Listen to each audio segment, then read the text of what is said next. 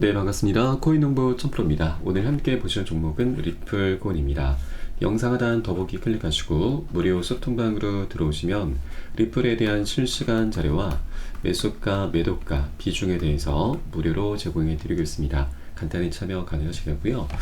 최근 SLC가 항소를 제기를 했습니다. 자, 그 여파로 리플은 마이너스 20% 가까이 하락하는 모습을 보였는데, 자, 이런 가운데 세계 최대 거래소 바이낸스에서는 리플의 보유량이 오히려 급증하는 모습을 보이고 있습니다. 자, 트레이더들의 매수세가 뚜렷하게 관찰이 되고 있는 바이고, 최근 한 달 동안 이 바이낸스 고객들의 순자산이 리플 순자산이 6%가량 증가하면서 2억 9,200만 개 리플에 이르고 있습니다.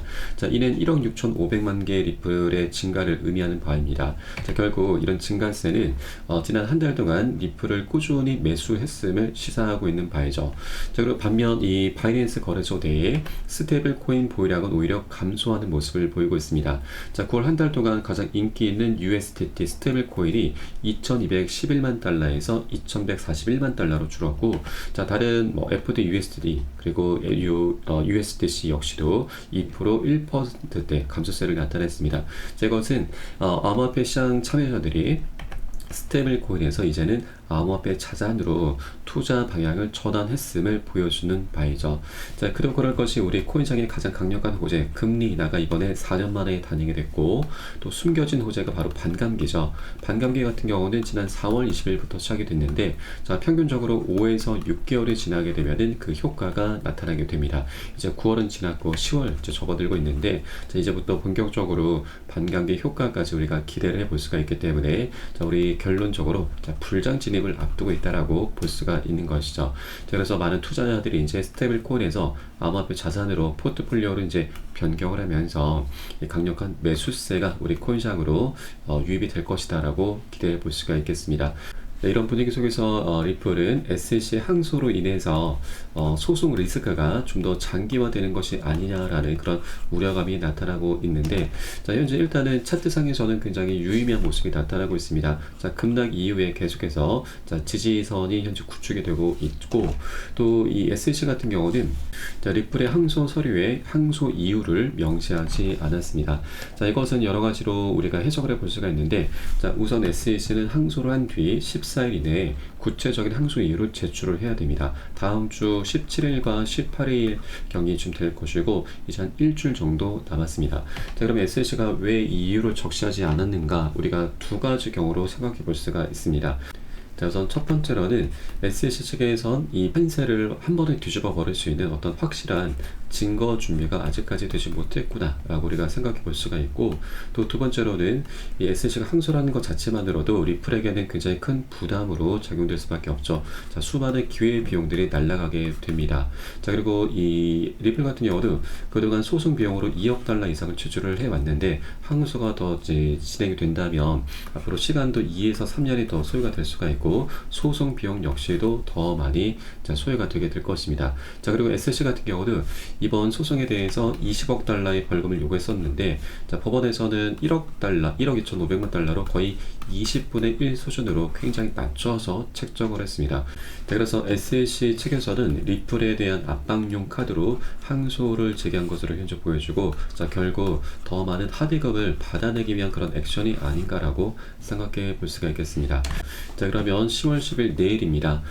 한국 시간으로는 11일 새벽 4시경에 이제 이 비공개 회의가 진행이 되는데, 자, 리플과 SEC 비공개 회의가 만약에 맞다란다면 이제 원만히 합의로 지금 진행이 될 것으로 현재 기대가 되고 있고, 자, 그렇게 리플의 법적인 리스크가 이제 완전히 해소가 될 수가 있는 것이죠.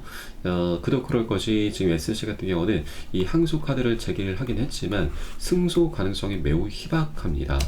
자, 왜냐하면 법원에서는 이 리플 사건 판결에서 피해자나 사기꾼이 없다라고 판결을 했고, 또 제2순회항소법원이 지방법원 판사들의 결정을 뒤집는 사례가 10% 미만이기 때문이죠. 그래서 이런 사실들을 감안한다면 SEC의 앞길은 굉장히 험난할 수밖에 없을 것입니다.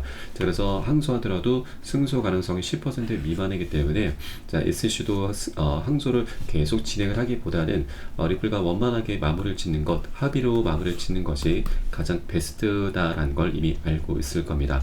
또 항소를 계속 진행하게 된다면 이 정치적인 상황 속에서도 SEC는 계속해서 압박을 받을 수밖에 없습니다.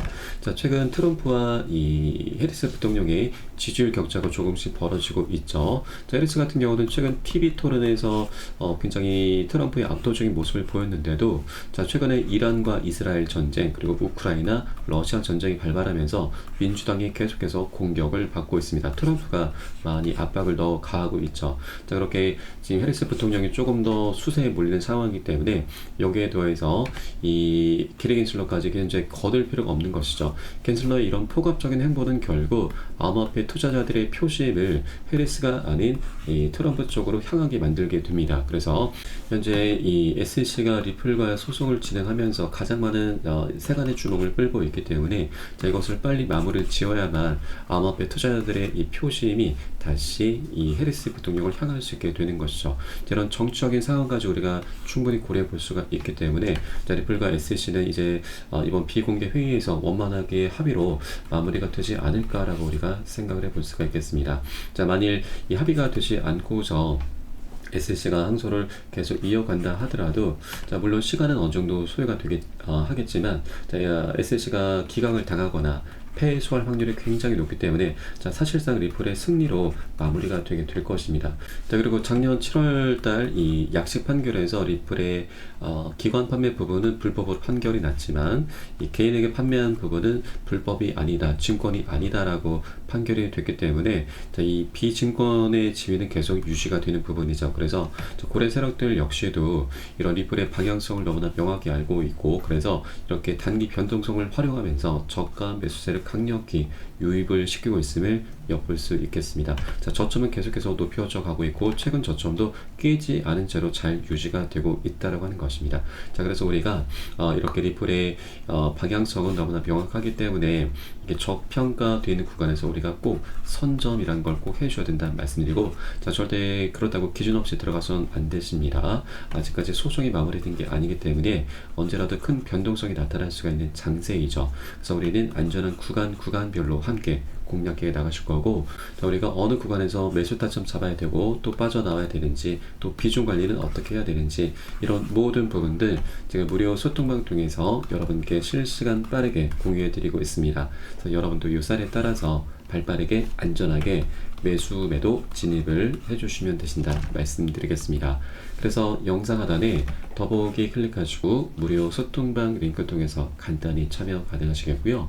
현재 이 스마트폰으로 시청하고 계신 분들께서는 모바일 전용 링크, 컴퓨터로 시청하고 계신 분들께서는 PC 전용 링크 통해서 간단히 참여 가능하시겠습니다. 자, 그리고 리플이 이제 SC와 원만히 마무리를 짓게 된다. 자, 합의로 마무리를 짓게 된다면, 자, 일단 이제는 소송 리스크가 완전히 해결이 되는 것이기 때문에 최소 100% 아니 200%까지도 단기 급등 흐름이 전개가 될 수가 있습니다. 자, 작년 7월 17일 자, 리플과 SC의 약식 판결 때 당시에도 이 소송 리스크가 항소 리스크가 그대로 남아 있었음에도 전고점을 강력히 돌파하면서 약 80%나 급등하는 모습을 보였죠. 자, 그렇기 때문에 이제는 소송이 완전히 마무리가 되는 것이기 때문에 이제 이 80%를 더욱더 넘어서 역대급 폭등 랠리가 펼쳐질 수 있는 그런 기반이 되게 될 것입니다. 자, 그래서 우리가 아직까지 굉장히 저평가되어 있는 이 구간을 절대 놓쳐서는 안 되신다는 것 다시 한번 말씀드리면서 오늘 영상은 여기서 마치도록 하겠습니다. 자, 추후에 좀 더 좋은 소식으로 발빠르게 찾아뵙겠고요. 지금까지 코인농부 첨프로였습니다. 감사합니다.